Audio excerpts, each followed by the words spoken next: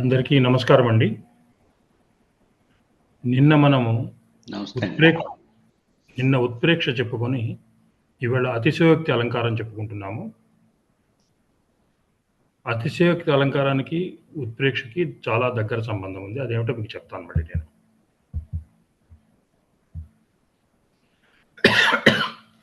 నిన్న అధ్యవసాయము అంటే ఏమిటో చెప్పుకున్నాము. మళ్ళొక్కసారి చెప్పుకుందాము. అధ్యవసాయము అంటే విషయము, విషయి అంటే ఉపమేయము, ఉపమానము 2 ఉంటాయి. ఈ విషయి లేక ఉపమానము విషయము అంటే ఉపమేయాన్ని కప్పివేస్తుంది. కప్పివేసి ఉపమానము అంటే విషయి యొక్క ప్రతీతి కలుగుతుంది ఒకటి. రెండవది విషయముకి, విషయికి రెండిటికి అభేదం ఉంది అనే జ్ఞానం కూడా కలుగుతుంది. నిన్న ఒక ఉదాహరణ చెప్పుకున్నాము. సింహః మాణవకః అన్నప్పుడు మాణవకుడు ఉపమేయము, సింహము ఉపమానము.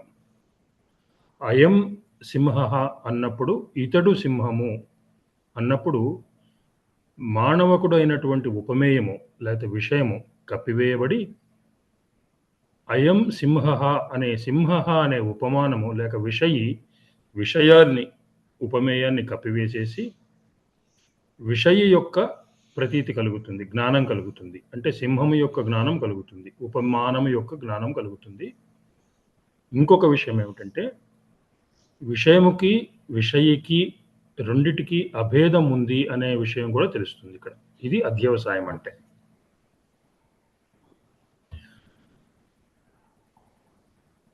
ఇందులో అంశాలు ఏమున్నాయో చూద్దాం.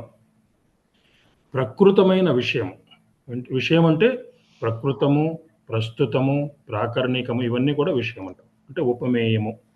అప్రకృతమైన విషయి చేత అప్రకృతము, విషయి, అప్రాకరణీకరణము లేకపోతే ఉపమానము. ఈ ఉపమేయము విషయము విషయి చేత కప్పిపుచ్చబడితే అది అధ్యవసాయం యొక్క వ్యాపారాత్మక స్వరూపం అవుతుందన్న. వ్యాపారాత్మక స్వరూపం అంటే నిన్న మనం చెప్పుకున్నాము ఉత్ప్రేక్షలో ప్రాసెస్ జరుగుతూ ఉంటుంది, కంప్లీట్ అవ్వదు. వంట జరుగుతూ ఉంటుంది, వంట కంప్లీట్ కాదు.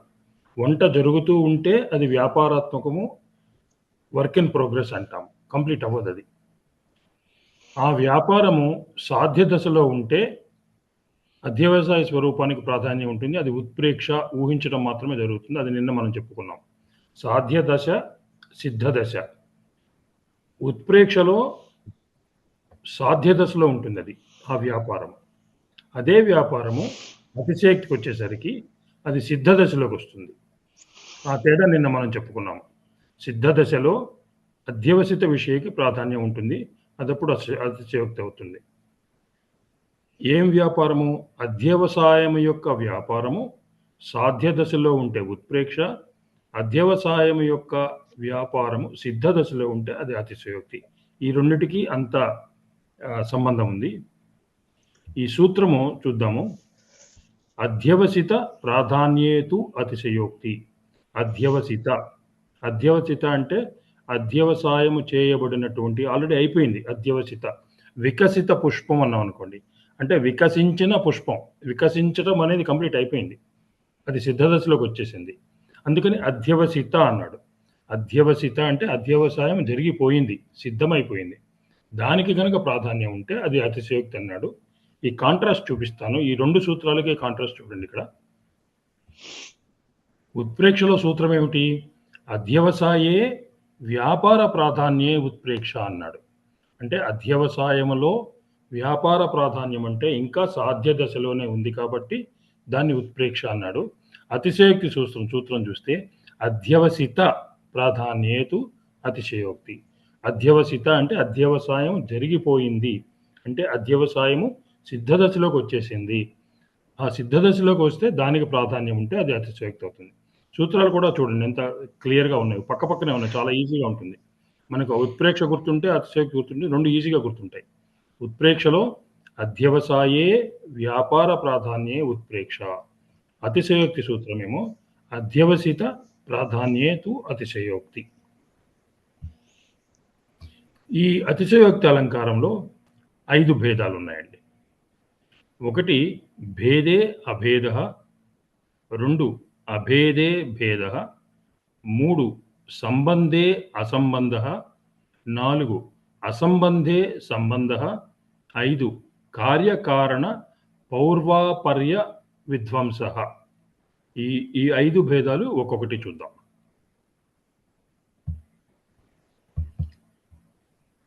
మొదటి భేదం ఏమిటంటే భేదే అభేదః, అంటే భేదం ఉండగా అభేదం వర్ణించబడటం. అంటే భేదం ఉన్నప్పటికీ కవి దాన్ని అభేదంగా వర్ణిస్తాడనమాట. అది భేదే అభేదః.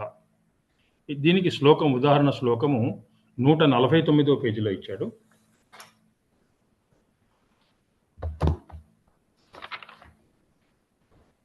కమలం అనంభసి కమలేచ కువలయే తాని కనక లతికాయాం సాచ సుకుమార సుభగే ఉత్పాత పరంపరా కేయం. ఇది శ్లోకం అండి. దీనిలో ఈ శ్లోకంలో కవి ఏం చేస్తున్నాడంటే నాయకు యొక్క సర్వాంగ సౌందర్యాన్ని వర్ణిస్తున్నాడు. అన్ని అంగాలని వర్ణిస్తున్నాడు. ఎలా వర్ణిస్తున్నాడో చూద్దాం. ఆమె ముఖం నీరు లేకుండా పూచిన తామర పువ్వు. సూత్రంలో ఏమన్నాడు? కమలం అనంభసి. అనంభసి, అంబసి అంటే నీరు, అనంభసి అంటే నీరు లేకుండా, నీరు లేకుండా ఉండేటువంటి కమలం అనంభసి అంటే. ఆమె ముఖం నీరు లేకుండా పూచిన తామర పువ్వు. ఆమె నేత్రాలు ఆ కమలంపై అమలి ఉన్న జంట కలువలు. ఆ కలువలు 2 ఉన్నాయి. ఆ 2 కలువలు నీరు లేకుండా ఉన్న దానిలో పూచినవి. అక్కడ 2 ఉన్నాయి. ఆ 2 జంట కలువలు కూడా ఆమె నేత్రాలు అని చెప్తున్నాడు. ఆమె శరీరం సుకుమార సుందరంగా ఉన్న బంగారు తీగ. అంటే బంగారు తీగ అంటే ఆ కమలానికి ఏదైతే కాడ ఉంటుందో అది బంగారు తీగ ఆమె శరీరం అన్నమాట. ఇక్కడ భేదం ఉంది. దేనికి భేదం ఉంది? ముఖము కమలము ఒకటి కావు కదా. ఆ రెండిటికి భేదం ఉంది కదా. ముఖము కమలం వేరు వేరు, రెండిటికి భేదం ఉంది. అయినప్పటికీ కూడా భేదం లేనట్టుగా చెప్తున్నాడు ఇక్కడ. ముఖానికి కమలానికి కవి చెప్తున్నాడు భేదం లేనట్టుగా. కానీ సామాన్యంగా ఆలోచిస్తే ముఖానికి కమలానికి భేదం ఉంది. అలాగే నేత్రాలకి జంట కలువలకి భేదం ఉంది. శరీరానికి బంగారు తీగకి భేదం ఉంది. భేదం ఉన్నప్పటికీ కూడా కవి భేదం లేనట్టుగా వర్ణిస్తున్నాడు ఇక్కడ. ఈ వర్ణన ఇది. భేదం ఉన్నప్పటికీ భేదం లేనట్టుగా వర్ణిస్తున్నాడు. అది భేదే అభేదః.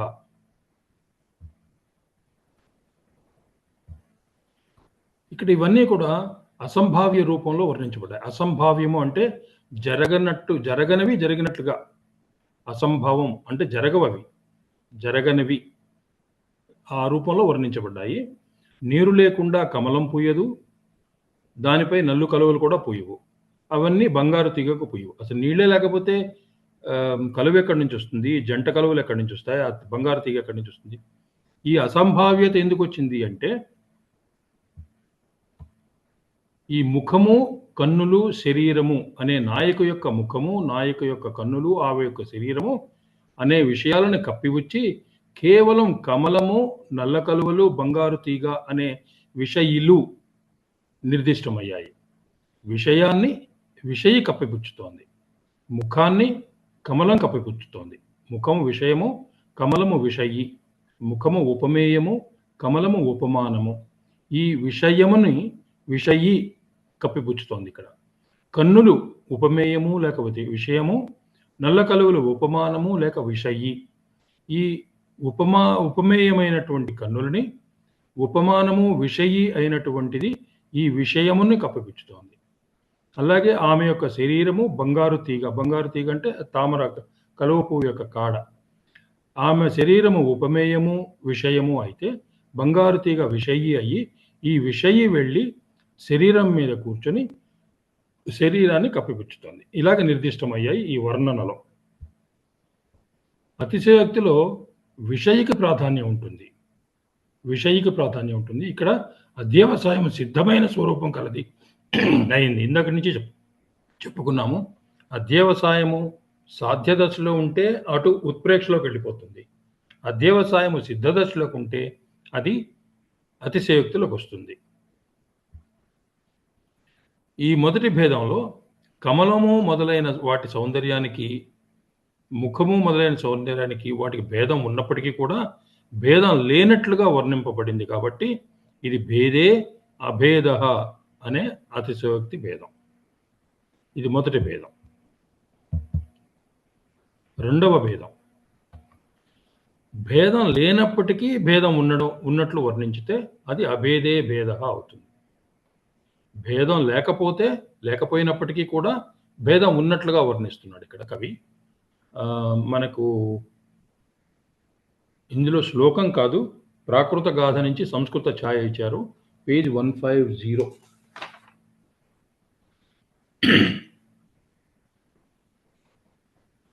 అన్యత్ సౌందర్యం అన్య అపి చ కా అపి వర్తనఛాయ శ్యామా సామాన్య ప్రజేపతే రేఖైవ నా భవతి. ఇది సంస్కృత ఛాయ, ప్రాకృత గాథలోంచి సంస్కృతంలోకి ఛాయగా తీసుకొచ్చింది ఈ సంస్కృత ఛాయ. ఇది శ్యామ అంటే చిన్న వయసులో ఉన్న నాయక అని అర్థం. అంటే సుమారుగా ఒక 18 ఏళ్ళు 20 ఏళ్ల లోపల అనుకోవచ్చు. శ్యామ అంటే చిన్న వయసులో ఉన్న నాయక. దీని యొక్క ఈ ఛాయ యొక్క అర్థం ఏమిటంటే, ఈ నాయక శ్యామ చిన్న వయసులో ఉన్నటువంటి నాయక యొక్క బాహ్య సౌందర్యం కానీ, హృదయ సౌందర్యం కానీ, హృదయ సౌందర్యం దేనివల్ల వస్తుంది? ఆవిడ యొక్క వ్యవహార సరళి వల్ల వ్యక్తమైతే అది హృదయ సౌందర్యం అవుతుంది. బాహ్య సౌందర్యం కానీ, హృదయ సౌందర్యం కానీ ఇతర కాంతల సౌందర్యాదుల కంటే ఎంతో వేరైనది అంటున్నాడు. ఈ నాయక యొక్క బాహ్య సౌందర్యము, హృదయ సౌందర్యము ఇతర కాంతల యొక్క బాహ్య సౌందర్యము, హృదయ సౌందర్యం కంటే ఎంతో వేరైనది అని చెప్తూ, దాని వలన ఆమె సామాన్య బ్రహ్మ సృష్టి కాదు అని తెలుస్తుంది అంటాడు. బ్రహ్మ ఈవిని సామాన్యంగా సృష్టించలేదు. ఎందుకంటే మిగతా అందరినీ ఒక రకంగా సామాన్యంగా సృష్టిస్తే ఈవిడని మాత్రము, ఈ నాయకుని మాత్రము అసామాన్యంగా బ్రహ్మ సృష్టించాడు అని తెలుస్తోంది అని కవి చెప్తున్నాడు. ఇక్కడ సౌందర్యం మొదలైన వాటికి భేదమేమీ లేనప్పటికీ, అంటే నాయక యొక్క సౌందర్యము ఇతర కాంతల యొక్క సౌందర్యాలకి ఈ రెండిటికి భేదం లేదు. నేను అది సౌందర్యమే, ఇది సౌందర్యమే. అక్కడ బాహ్య సౌందర్యం ఉంది, ఇక్కడ బాహ్య సౌందర్యం ఉంది. అక్కడ హృదయ సౌందర్యం ఉంది, ఇక్కడ హృదయ సౌందర్యం ఉంది. రెండిటికి భేదం లేదు, అభేదమే. అవి వేరైనది అని చెప్పడం ద్వారా భేదం వర్ణితమైంది. భేదం లేకపోయినా కూడా భేదం ఉన్నట్లుగా చెప్పాడు. ఎలా చెప్పాడు? ఇది వేరైంది అని చెప్తున్నాడు. దానికి సపోర్ట్గా ఏం చెప్పాడంటే, ఈ బ్రహ్మ సృష్టి సామాన్యం కాదు, అసామాన్య బ్రహ్మ సృష్టి. ఈవిడ నాయక యొక్క సృష్టి అసామాన్య బ్రహ్మ సృష్టి, సామాన్యం కాదు. వేరే కాంతలదేమో సామాన్యమైన బ్రహ్మ సృష్టి, ఈవిడ సృష్టి ఏమో అసామాన్యమైన బ్రహ్మ సృష్టి. రెంటికి వేరువేరుగా అని చెప్పడం ద్వారా భేదం లేనప్పటికీ, సౌందర్యములో భేదం లేనప్పటికీ కూడా భేదం ఉన్నట్లుగా ఇలా చెప్పాడు. ఈవిడ సృష్టి అసామాన్య బ్రహ్మ సృష్టి, కాంతల యొక్క సృష్టి సామాన్య బ్రహ్మ సృష్టి అని చెప్తూ భేదం లేకపోయినప్పటికీ కూడా భేదం ఉన్నట్లుగా చెప్పాడు. దీనికి సపోర్ట్గా ఏం చెప్పాడు? ఆమెను సృష్టించిన బ్రహ్మ కూడా వేరైన వాడు కాడు, కానీ అన్నీ వేరు అని చెప్పడం ద్వారా భేదం లేకపోయినా భేదం ఉన్నట్టు. ఈ భేదం అనేది చూడండి, ఒకటే బ్రహ్మ, భేదం లేదు. ఒకటే బ్రహ్మ, సామాన్య కాంతలను సృష్టించిన బ్రహ్మ ఒకడే, ఈ నాయకుని సృష్టించిన బ్రహ్మ ఒకడే, అక్కడ భేదం లేదు. అయినప్పటికీ ఈవిడని సృష్టించిన బ్రహ్మ అసామాన్య సృష్టి చేశాడు కాబట్టి ఇతను కూడా వేరే భేదం చూపిస్తున్నాడు. ఇక్కడ బ్రహ్మకు కూడా భేదం చూపిస్తున్నాడు. ఒరిజినల్గా బ్రహ్మ కూడా వేరైన వాడు కాదు, భేదం లేదు. అయినప్పటికీ కూడా అన్ని వేరు అంటున్నాడు. ఇది సామాన్య బ్రహ్మ సృష్టి కాదు అని చెప్తున్నాడు. భేదం లేకపోయినా భేదం ఉన్నట్లు వర్ణితమైంది కనుక ఇది అభేదే భేద అనేది రెండవ భేదం. మూడవ భేదం సంబంధే అసంబంధ. అంటే సంబంధం ఉన్న చోట అసంబంధం వర్ణించబడడం. సంబంధం ఉంటుంది కానీ సంబంధం లేనట్లుగా వర్ణించబడుతుంది. అది సంబంధే అసంబంధ. సంబంధం అంటే ఒక విషయానికి రెండో విషయానికి సంబంధం ఉండడం. అసంబంధం అంటే ఒక విషయానికి రెండో విషయానికి సంబంధం లేకపోవడం. శ్లోకం చూద్దాము. శ్లోకము 151 పేజీ. లావణ్య ద్రవిణ వ్యయో నా గణిత క్లేశ మహాన్ స్వీకృత స్వచ్ఛందం చరత జనస్య హృదయే చింతాజ్వర నిర్మిత ఏషాపి స్వగుణానురూప రమణ అభావాత్ వరాకీహత కః అర్థః చేతసి వేధసా వినిహితః తన్వి స్తనుం ఇది ఏం చెప్పాడు? తన్వాహ తనుం అంటే తన్వాహ తనుం అంటే తన్వాస్థనం తన్వత. ఇది శ్లోకం అండి. ఈ శ్లోకం యొక్క అర్థం ఏమిటంటే, సౌందర్యవతి అయిన ఒక నాయక మరణించింది. ఆవిడ గురించి జనులు అనుకుంటున్నారు, ఒక నాయక మరణించింది, ఆవిడ గురించి జనులు ఏమనుకుంటున్నారంటే, బ్రహ్మదేవుడు ఆమెను ప్రత్యేక శ్రద్ధతో తయారు చేశాడు. ఆమెను నిర్మించడంలో తన వద్ద ఉన్న లావణ్య ధనం అంతా వ్యయమైపోతున్నా లెక్కపట్టలేదు. ఇక్కడ అర్థం ఏం చెప్తున్నాడంటే, బ్రహ్మ దగ్గర ట్రెజరీ ఉంది, ఆయన దగ్గర లావణ్యం అనే ధనం ఉంది ఆయన దగ్గర. ఈ ధనాన్ని ఖర్చు చేస్తారు. ఎవరి దగ్గరన్నా ధనం ఉంటే ఖర్చు చేస్తారు కదా. కొంతమంది ఏమో జాగ్రత్తగా ఖర్చు చేస్తారు, కొంతమంది లెక్క లేకుండా ఖర్చు చేస్తారు. ఈ బ్రహ్మ ఏం చేశాడు, ఈవిడ నాయకను సృష్టించేప్పుడు ఈ ధనాన్ని లెక్క లేకుండా ఖర్చు చేశాడు. లెక్క పెట్టలా, ఖర్చు చేస్తూనే ఉన్నాడు. కొంత డబ్బు ఖర్చు పెడుతున్నాడు, ఆవిడ కళ్ళు రూపొందించాడు. ఇంకొంత డబ్బు ఖర్చు పెట్టాడు, ఆవిడ పెదవులు కానీ, శరీరం కానీ, జుట్టు కానీ, చెవులు కానీ అన్నీ సృష్టిస్తున్నాడు. ఈ లావణ్యం అనే ధనాన్ని ఏం చేస్తున్నాడు, లెక్క లేకుండా ఖర్చు చేస్తున్నాడు. ఖర్చు చేసిన తర్వాత ఆవిడని సృష్టించాడు. ఆవిడ సృష్టిస్తే ఏమైంది, ఆవిడ సౌందర్యం ద్వారా యువజనుల హృదయాలలో చింతా జ్వరాన్ని రేకెత్తించాడు. అంత అందంగా ఉంది, అద్భుతమైన అందంగా ఉంది. అతిలోక సుందరిలాగా. శ్రీదేవి సినిమా ఉంది కదా, చిరంజీవి శ్రీదేవి, అలాగా అతిలోక సౌందర్యవతిగా ఆవిడని సృష్టించాడు. ఆ సృష్టించడంలో ఆయన దగ్గర ఉన్న ధనాన్ని లెక్క లేకుండా ఖర్చు చేశాడు. ఏ ధనం అది? లావణ్యం అనే ధనం. ఆ లావణ్యం అనే దాన్ని వేస్తూ ఉన్నాడు, అన్లిమిటెడ్గా వేసి ఖర్చు చేసి అంత బాగా అంత మంచి ఆవిడ్ని, అతిలోక సౌందర్యవతిని సృష్టిస్తే అంత శ్రమపడ్డా కూడా అప్పుడేమైంది, ఆ యువతి అంత అపురూపమైన సౌందర్యవతి తనకు తగిన వరుడు సహచరుడు లభించకపోవడం వల్ల వ్యధ చెంది మరణించిందిట పాపం. ఎంతో అపురూపంగా అంత గ్రేట్ సౌందర్యవతి తనకు మ్యాచింగ్ వరుడు కానీ సహచరుడు కానీ లభించకపోతే ఆవిడ వ్యధ చెంది మరణించిందిట. బ్రహ్మ అసలు ఆమెను మనసులో ఏమి ఉంచుకొని చేశాడో కదా అని కవి అంటున్నాడు. ప్రజలు అనుకుంటున్నారు, పైన అనుకున్నాం కదా, ప్రజలు ఆవిడ గురించి జనులు అనుకుంటారు. ఆవిడ మరణించింది, ఆవిడ గురించి అనుకున్న మాటలు అవన్నీ కూడా. ఇక్కడ ఒక సంబంధం ఉంది. దేనికి సంబంధం ఉంది? ధనానికి వ్యయానికి సంబంధం ఉంది. లావణ్యం అనే ధనానికి వ్యయానికి సంబంధం ఉంది. అయినప్పటికీ కూడా ఆ రెండిటికి సంబంధం లేనట్టుగా వర్ణించబడింది. అంటే సంబంధం లేకుండా ఖర్చు పెట్టాడు కదా, అందుకని సంబంధం ఉన్నప్పటికీ కూడా సంబంధం లేనట్లుగా వర్ణించబడింది. దీనివలన నాయక సౌందర్యము ఉత్కృష్టము. అంత గొప్ప సౌందర్యాన్ని సృష్టించడంలో వ్యయం లెక్క పెట్టకపోవడం సహజమే అది. ఎందుకంటే బ్రహ్మ అంత ఇంట్రెస్ట్ తీసుకొని అతని దగ్గర లావణ్యం తరిగిపోతున్నా సరే లెక్క పెట్టకుండా చేశాడు. అది సహజమే, ఎందుకంటే అంత సౌందర్యాన్ని సృష్టించాలని ఆయన మనసులో ఉంది. సంబంధం ఉన్నప్పటికీ సంబంధం లేనట్లు. దేనికి సంబంధం ఉంది? లావణ్యము అనే ధనానికి వ్యయము అనే ఖర్చుకి సంబంధం ఉంది. ఉన్నప్పటికీ కూడా సంబంధం లేనట్లుగా వర్ణించబడింది కాబట్టి ఇది సంబంధే అసంబంధ. ఇది అతిశయోక్తి అలంకారం ఇంకొక భేదం. సంబంధే అసంబంధ.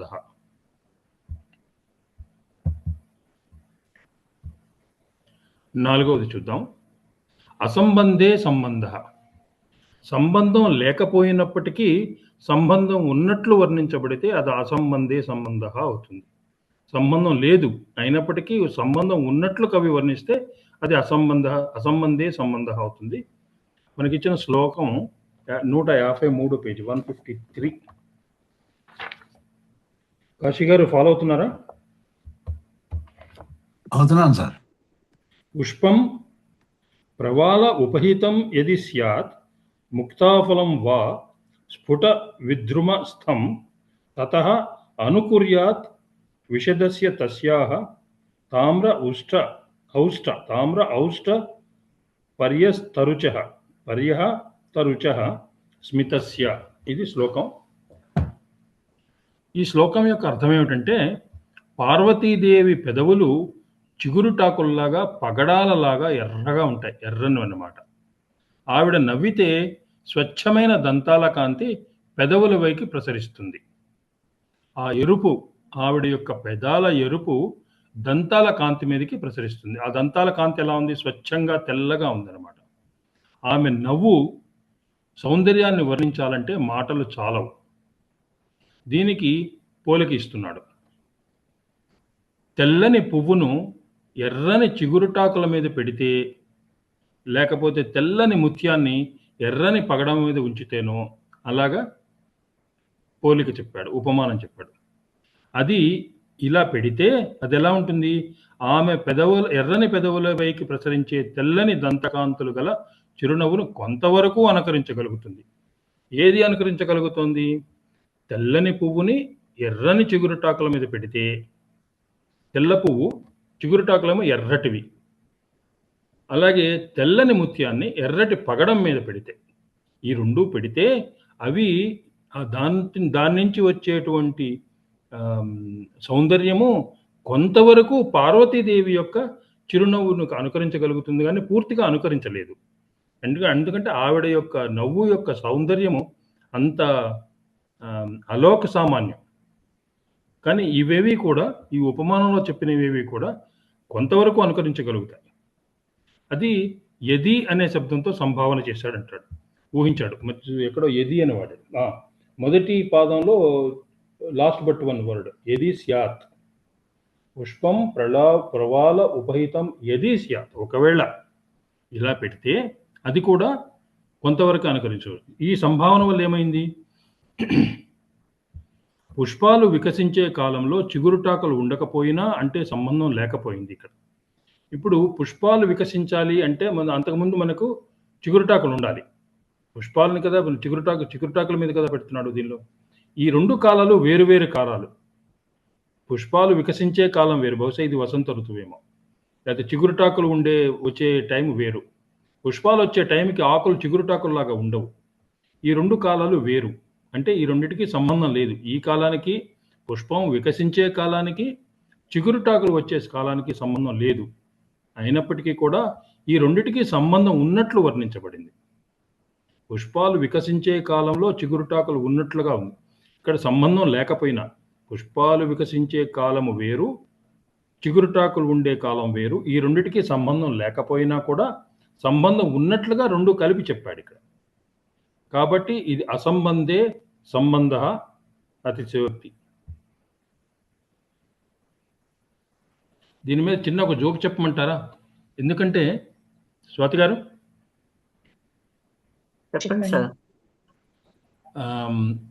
ఒకటి గమనించాను, గత వారం రోజులుగా 10 రోజులుగా మనం చెప్పుకున్న వాటిల్లో ఎక్కడైతే మనం డిస్కషన్ చేస్తున్నామో, కొంచెం డిస్కషన్ చేస్తే అది బాగా గుర్తుండిపోతుంది అని చెప్పేసి నాకు అనిపిస్తుంది, కొంతమందికి అనిపిస్తుంది. కొంతమంది చెప్పారు అలాగే. ఎక్కడెక్కడైతే డిస్కషన్ చేస్తున్నామో అది బాగా గుర్తుండిపోతుంది మామూలుగా చెప్పుకునే దానికంటే. ఇక్కడ వీళ్ళని చూసి, ఈ శ్లోకాన్ని చూసి, అప్పుడెప్పుడో రాశారు వీళ్ళు శ్లోకం, ఈ శ్లోకాన్ని చూసి ఈ రోజుల్లో గత 20-30 ఏళ్లలో ఆడవాళ్ళు రెడ్ లిప్స్టిక్ వేసుకుంటారు, ఎర్రని లిప్స్టిక్. రెడ్ లిప్స్టిక్ వేసుకున్నప్పుడు ఆ పళ్ళ కాంతి ఇంకొంత మెరుగ్గా ఉంటుంది. లిప్స్టిక్ వేసుకొని పెదవులు ఆ చిరునవ్వు దంతాల మీదకి ప్రసరిస్తే ఆ దంతాలు అంత తెల్లగా భాషించవు. అది భాషించాలని ఇది ఎర్రటి లిప్స్టిక్ వేసుకుంటారేమో అనుకుంటున్నాను నేను. ఈ శ్లోకాన్ని చూసి ఈ 30-40 ఏళ్ల నుంచి స్త్రీలు ఇలా చేస్తున్నారేమో అనుకుంటున్నాను. ఇది అవునో కాదో నాకు తెలియదు. అదే అదే థిక్ కలర్ అంటే మామూలుగా కాంట్రాస్ట్ బెటర్గా ఉంటుంది. అందుకనే పెట్టుకుంటారేమో ఇలాగా. నేను గమనించాను. నేను కూడా చూశాను. యాక్చువల్‌గా ఫ్యాక్ట్‌గా చూశాను. ఎంతోమంది ఇప్పుడు మా ఆవిడ తక్కువ వేసుకుంటుంది. మా పాప ఎక్కువ వేసుకుంటుంది. లిప్‌స్టిక్. ఈ లిప్‌స్టిక్ వేసుకున్న లిప్‌స్టిక్కు కాంట్రాస్ట్ పెంచి దంతకాంతిని అంత తెల్లగా లేని దంతాల కాంతిని కూడా ఇంకా ఆహ్, పెంచుతుంది. బాగా తెల్లగా ఉండేట్టు కనిపిస్తుంది. దాంతోటి చిరునవ్వు ఇంకొంత సౌందర్యంగా కనిపిస్తుంది. బహుశా ఈ శ్లోకం నుంచి తీసుకొని ఇప్పటి మన స్త్రీలు ఇది చేస్తున్నారేమో అనుకుంటున్నాను. అంటే సంబంధం లేకపోయినా కూడా సంబంధం ఉన్నట్లుగా ఇక్కడ కవి చెప్పాడు కదా! అది తీసుకొని వీళ్ళు ఈ రెండిటికి సంబంధం లేదు. పెదవులకి ఎర్ర రంగు పూస్తే ఆహ్, పళ్ళు, దంతాలు తెల్లగా ఇంకా తెల్లగా ఎలా అవుతాయి? అవ్వవు కదా! సంబంధం లేదు. అయినప్పటికీ సంబంధం ఉన్నట్లుగా మనం కూడా చేస్తున్నాం అది. అంతేనా స్వాతి గారు? అంతే సార్. తెల్లటి వర్ణం పక్కన ఏది పెట్టినా కలరు డామినేట్ చేసి ఇంకా బ్రైట్‌గా కనిపిస్తుంది కాబట్టి, ఈ ఈ వర్ణనలో తెల్లటి దంతాలు పక్కన ఎలా ఉన్నాయంటే, ఈ పగడాల కలరని హ్మ్. ఎక్స్‌ప్లెయిన్ చేస్తూ వివరణ ఇచ్చారు. కలర్ కాంట్రాస్ట్‌లోనే సౌందర్యాన్ని వర్ణించారు. అంటే ఇది అతిశయోక్తిలో అసంబంధే సంబంధః అనే భేదంలో ఇప్పటి స్త్రీలు కూడా దాన్ని ఫాలో చేస్తున్నారని అర్థమా? అంతేనండి. మేము గూడా అమ్మవారినే ఫాలో అవుతున్నాం. ప్రసాద్ గారు మీరేం కామెంట్ చేయలేదు. ఇది వారి విషయం కదా, మనకెందుకు లేను. అవునా? ఇది కాళిదాస్ ఎప్పుడో ఆలోచించి రాశారండి. మీకు అవునా? కావాలండి, మీకు ఈ విషయంలో మామూలుగా పర్సనల్ గా అక్క కాలేకపోయినా ఎగ్జామ్ కోసం మీరు నేర్చుకోవాలి. ఎగ్జామ్ కోసం అదే కాకపోయినా ఆయన ఏం లేదండి, చుపారుస్తుండండి. అంటే ఆయనకి సహృదయం లేదని నేను అనుకోవడం లేదు. ఇవన్నీ చూస్తూ వచ్చాం కదండి. తర్వాత 5వ భేదం అండి. 5వ భేదం కార్యకారణ పౌర్యాపర్వ విధ్వంసము. ఇది 5వ భేదం. కార్య కారణ పౌర్యాపర్వ విధ్వంసం. లోకంలో కారణం ముందు కార్యం తర్వాత ఉంటాయి. అంతే కదా ఎప్పుడు కూడా. మట్టి ముందు కుండ తర్వాత, కారణం ముందు కార్యం తర్వాత ఉంటాయి. ఏ కార్యకారణ సంబంధాలు ఎప్పుడు కూడా ఇలా కారణం లేకుండా కార్యం జరగదు. కారణం ముందు వస్తుంది. కానీ ఇక్కడ ఆ ముందు వెనుకలను విధ్వంసం చేస్తున్నాడు కవి. ఏది ముందు ఏది వెనకాల అనే దాన్ని విధ్వంసం చేస్తున్నాడు. లోకంలో ఉన్నదాన్ని కవి సమయంతో, అతని యొక్క కవిత్వం యొక్క ప్రతిభతోటి దాన్ని విధ్వంసం చేస్తున్నాడు. ఈ విధ్వంసం కూడా 2 రకాలుగా చేస్తున్నాడు. ఒకటేం చేస్తున్నాడు, ముందు కార్యము తర్వాత కారణాన్ని వర్ణిస్తాడు కవి. అతను కావాలంటే బ్రహ్మను మించిన సృష్టి ఆయన చేయగలడని మనం చెప్పుకున్నాం కావ్య ప్రకాశంలోనో ధ్వన్యాలోకంలోనో. ముందు కార్యము తర్వాత కారణం చేయగలడు ఆయన. లోకంలో మాత్రం కారణం లేకుండా కార్యం జరగదు. ముందు కారణం ఉంటుంది, తర్వాత కార్యం ఉంటుంది. సో ఈ కవి ఏం చేస్తాడు, ఈ రెండింటిని పూర్వాపర్వం అంటే ముందుది వెనకది ముందుకి పెట్టగలిగే సామర్థ్యం ఉన్నవాడు కాబట్టి ముందు కార్యము తర్వాత కారణము చేయగలుగుతున్నాడు. రెండవది, ఈ రెండు ఒకే కాలంలో కూడా జరిగినట్లుగా చూపించగలడు. సైమల్టేనియస్గా అంటే రెండిటికి ఇది ముందు అది వెనక అని చెప్పలేము. రెండు ఒక్కసారిగా జరిగేట్లు కూడా చేయగలడు. ఈ పూర్వ పర్వం అంటే ఈ ఆదివృద్ధి అయి పౌర్య అయింది. పూర్వము పర్వం రెండు కూడా ఒకే కాలంలో 2 రకాలుగా ముందు కార్యము తర్వాత కారణము ఉన్నట్లుగా చేయగలడు కవి. రెండు ఒకే కాలంలో కారణము కార్యము ఒకేసారి జరిగేట్లుగా కూడా చేయగలడు. దీనికి ఉదాహరణ శ్లోకము పేజ్ 156.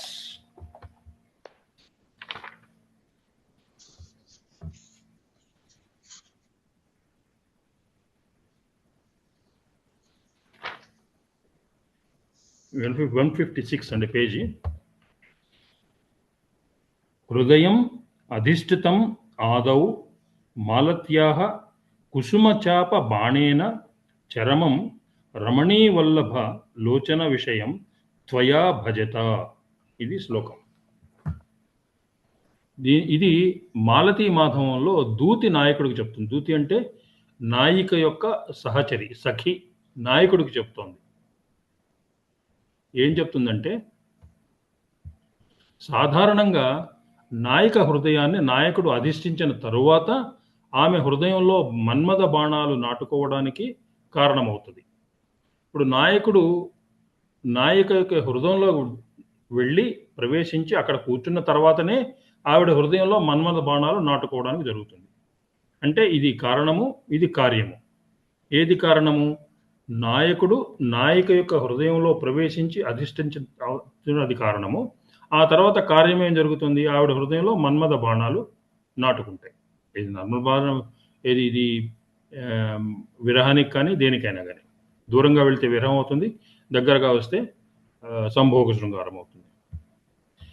ఇక్కడ మాలతి యొక్క విరహ వేదన ఎంత గాఢమైనదో చెప్పడం కోసం, ఆవిడ యొక్క విరహం ఎంత గాఢమైనదో చెప్పడానికి కార్యకారణాల యొక్క వరుస తారుమారు చేయబడింది. ఈ క్రమాన్ని, కారణం ముందు కార్యం తర్వాత అనే దాన్ని మార్చాడు. పౌర్యాపర్వ విధ్వంసం చేశాడు. పూర్వాన్నేమో పరంగా చేశాడు, పరాన్ని పూర్వంగా చేశాడు. ఎలా చేశాడంటే, ముందుగా ఆమె హృదయం మన్మథ బాణ అధిష్ఠితమైంది, ఆ తరువాతనే నీవు ఆ హృదయంలో ప్రవేశించావు అని చెప్తోంది. నాయకు యొక్క సఖి నాయకుడికి ఏం చెప్తుందంటే, ఆవిడ హృదయంలో ముందు మన్మథ బాణాలతోటి అధిష్ఠితమైంది, ఆ తర్వాతనే నువ్వు ప్రవేశించావు. అంటే మన్మథ బాణ అధిష్ఠితం అనేది కార్యం, నాయకుడు ఆవిడ హృదయంలో ప్రవేశించడం కారణం.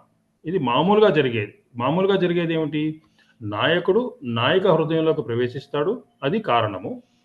దానివల్ల, ఆ కారణం వల్ల ఆవిడ హృదయంలో మన్మథ బాణాలు అధిష్ఠితమయ్యి ఆవిడ దానికి తగ్గట్టు ప్రతిభావము అలాంటివేవో కార్యమవుతాయి. కానీ ఇక్కడ కవి ఎలా వర్ణించాడంటే, ముందే కార్యం జరిగింది, మన్మథ బాణ అధిష్ఠితమైపోయింది, ఆ తర్వాతనే నువ్వు ప్రవేశించావు. అంటే ముందు కార్యం జరిగింది, తర్వాత కారణం జరిగింది. ఇక్కడ కార్యం ముందు జరిగింది, తర్వాత కారణం ప్రవేశించింది. కనుక ఇది కార్యకారణ పౌర్యాపర్వ విధ్వంసము అనే అతిశయోక్తికి ఉదాహరణ. ఇది ఒక ఉదాహరణ. అనుకున్నాము, కార్యము ముందు కారణం తర్వాత జరిగింది. తర్వాత ఉదాహరణ, కార్యము ఏకకాలంలో జరగడం, అంటే సమకాలీనత్వం. కారణము కార్యము ఒకేసారి జరుగుతాయి. ఇది ముందు అది ముందు అని చెప్పలేము మనం, రెండు ఒక్కసారి జరుగుతాయి. అలాగా కూడా కవి వర్ణించాడు. ఇక్కడ శ్లోకం వచ్చేసి పేజ్ 156. ఇంతకు ముందు శ్లోకంలో అది విరహ వేదనకు కారణమని ఎలా చెప్పగలం? అది అర్థం కాలేదు. దూరమైనప్పుడు, దూరం కాకుండా ఉంటే సంభోగ శృంగారం అవుతుంది. ఇప్పుడు ఆవిడ హృదయంలో అధిష్ఠించాడండి, దూరం అయ్యాడు, అప్పుడేమవుతుంది? విరహం ఉంటుంది. కానీ అలా చెప్పడం వల్ల ఎక్కువ విరహం అనేది అది సరే, అంటే కవి రాయటము అది కొద్దిగా కుదిరినట్టు అనిపించలేదు.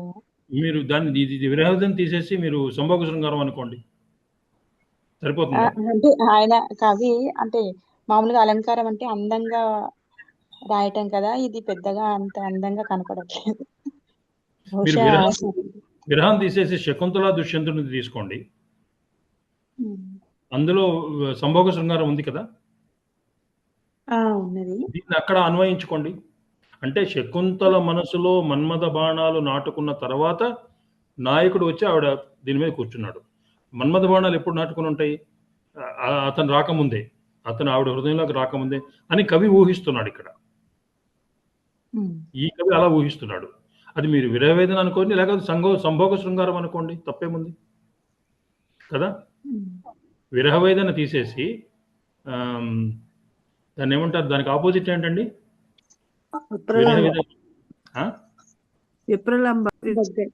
విప్రలంబ విరహానికి, సంభోగ శృంగారానికి పదం ఏమిటో మరి? సంభోగ శృంగారం, సరసమా? I don't know. విరసం సరసం అంటారు, అది కాదు. విరహం ఐ డోంట్ నో. ఇందులో అతిశయోక్తి అన్నట్టుగా అనిపించట్లేదు. అనురాగం అనుకోవచ్చు.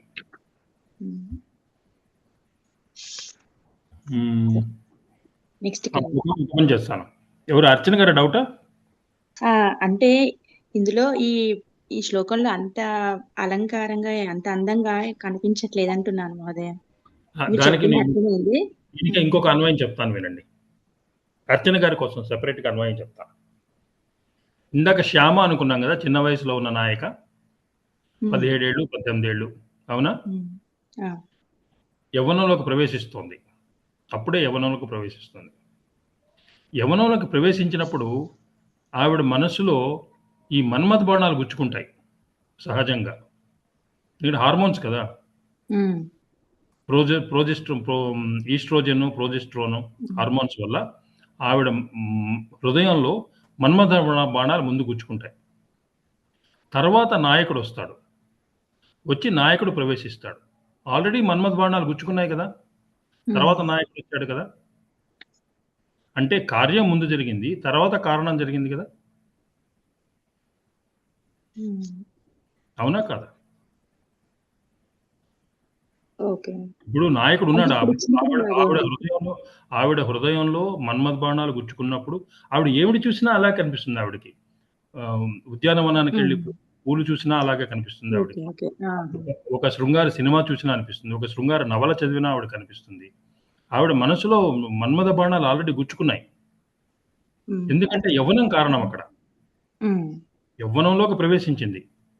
ఆ ప్రవేశించినప్పుడు నాయకుడు లేడు ఇంకా అప్పటికి. అయినప్పటికీ ముందు కార్యం జరిగిపోయింది. ఆ తర్వాత నాయకుడు వచ్చాడు. నాయకుడు వచ్చి దానిని ప్రజ్వలన చేశాడు. ముందు కార్యం జరిగింది, తర్వాత కారణం జరిగింది. ఇది ఇప్పుడు ఒప్పుకుంటారా? ఇది పార్వతీదేవి శివుడి గురించి తపస్సు చేస్తున్నది కూడా అన్వయించుకోవచ్చా అండి? శివుడిని చూడలేదు, కానీ శివుడి కోసం తపస్సు చేసుకుంటూ ఉంటుంది. ఆయన తర్వాత వచ్చి పరీక్షించి తర్వాత తను ప్రత్యక్షమైన తర్వాత కలుసుకోవటం. ముందు అనురాగము ప్రేమ కలిగే ఆమె తపస్సు చేస్తుంది కదా శివుడిని గురించి అని. అది ఇక్కడ అప్లికబుల్ చేసుకోవచ్చా? అది కూడా కొంత చెప్పుకోవచ్చు, కానీ దానికంటే బాగా రిలవెంట్ ఎగ్జాంపుల్ ఇంకొకటి ఉందండి. అది రుక్మిణి శ్రీకృష్ణుడు. అవును, అది కూడా చెప్పుకోవచ్చు. రుక్మిణి మనసులో హృదయంలో మన్మథ బాణాలు నాటపడ్డాయి. ఆ తర్వాత కృష్ణుడు ప్రవేశించాడు. అక్కడ కార్యం ముందు జరిగింది, తర్వాత కారణం జరిగింది. ఏంటంటే అర్చన గారు, మనం ఒకటి చూడాల్సింది ఏంటంటే, మనం కవి సమయము కవి కళ్ళతో చూడాలండి. నిన్న కళ్ళతో చూస్తే తేడా కనిపిస్తుంది, అవునా? అవునవును. ఇంతకీ అర్చన గారు ఒప్పుకున్నారా లేదా దానికి? ఒప్పుకున్నాను, ఒప్పుకున్నట్లుగా ఉన్నారు. అంటే కవి సృష్టి బ్రహ్మ సృష్టి కంటే గొప్పది కదా.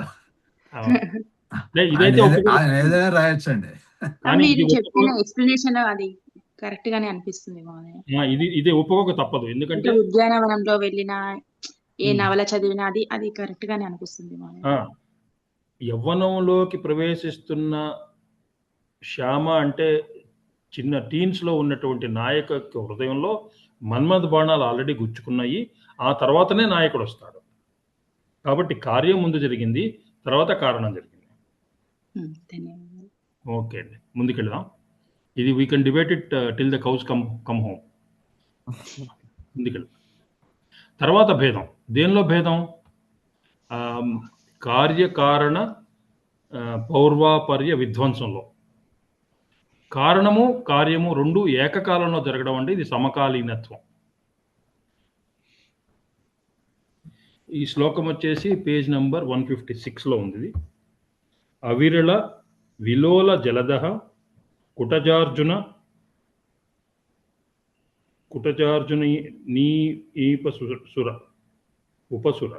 ఉపసుర.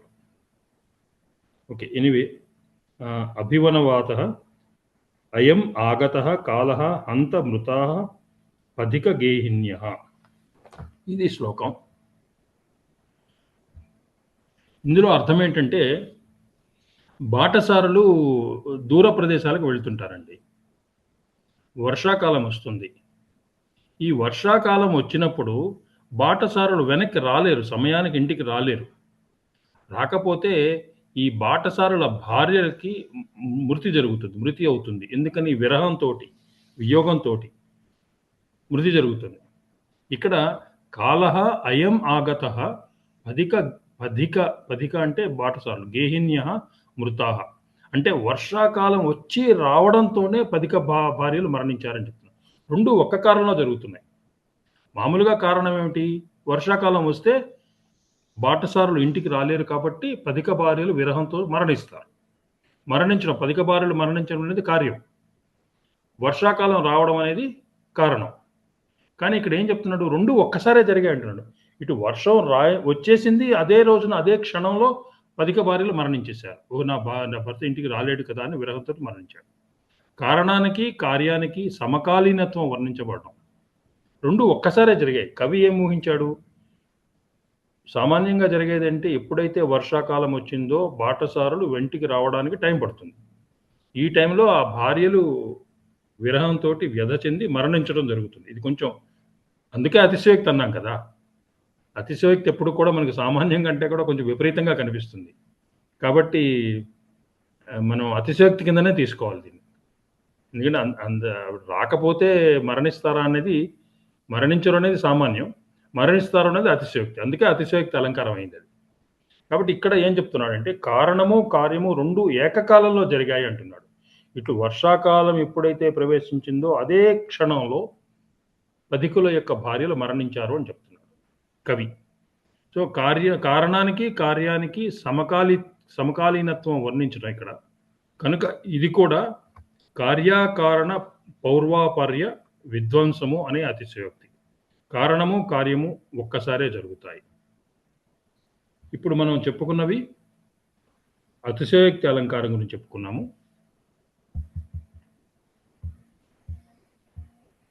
జస్ట్ సమ్మరైజేషను. ఉత్ప్రేక్షలోనేమో అధ్యవసాయము వ్యాపారం ప్రాధాన్యం ఉంటే ఉత్ప్రేక్ష అవుతుంది. అంటే సాధ్య దశలోనే ఉంటే అది ఉత్ప్రేక్ష అవుతుంది. అది సిద్ధ దశలోకి వచ్చేసరికి అతిశయోక్తి వస్తుంది. అధ్యవసిత ప్రాధాన్యే అంటే సిద్ధ దశలోకి వచ్చేసింది, అప్పుడు అతిశయోక్తి అవుతుంది. ఇందులో 5 భేదాలు చెప్పుకున్నాము. భేదే అభేద, భేదం ఉన్నప్పటికీ అభేదాన్ని వర్ణిస్తాడు కవి. రెండవది అభేదే భేద, అభేదం ఉన్నప్పటికీ భేదం ఉన్నట్లుగా వర్ణిస్తాడు. భేదం లేకపోయినా కూడా భేదం ఉన్నట్లుగా వర్ణిస్తాడు. తర్వాత సంబంధే అసంబంధ, సంబంధం ఉన్నప్పటికీ సంబంధం లేనట్లుగా వర్ణిస్తాడు. అసంబంధే సంబంధ, సంబంధం లేకపోయినప్పటికీ సంబంధం ఉన్నట్లుగా వర్ణిస్తాడు. కార్యకారణ పౌర్వాపర్య విధ్వంసం, ఇందులో మళ్ళీ 2 రకాలు ఉన్నాయి. ఒకటి, లోకంలో సామాన్యంగా ముందు కారణము తర్వాత కార్యము జరుగుతుంది. కానీ కవి యొక్క ప్రతిభతోటి, ఆయన యొక్క ఊహతోటి, సృష్టితోటి ముందు కార్యము తర్వాత కారణము జరిగినట్లుగా చూపిస్తాడు. లేకపోతే 2 ఏకకాలంలో జరిగినాయి అని చూపిస్తాడు. ఈ విధంగా అతిశయోక్తి అలంకారం, అసలు పేరే అతిశయోక్తి. మనం ఈ ఎగ్జాంపుల్స్ చూసేప్పుడు అర్చన గారు ఈ అలంకారం మనం మర్చిపోకూడదు. అతిశయోక్తి చెప్తున్నాడు కాబట్టి మనకు కొంచెం ఈ అతిశయోక్తులు వెళ్ళడానికి కొంచెం ఇబ్బందిగా ఉంటుంది. కానీ ఆ వర్ణన ఆ విధంగానే తీసుకోవాలి. గోరంతని కొండంతగా చెప్తారు. గోరంతని కొండంతగా చెప్తారు. ఎగస్ట్రాగా చెప్పారంటారు.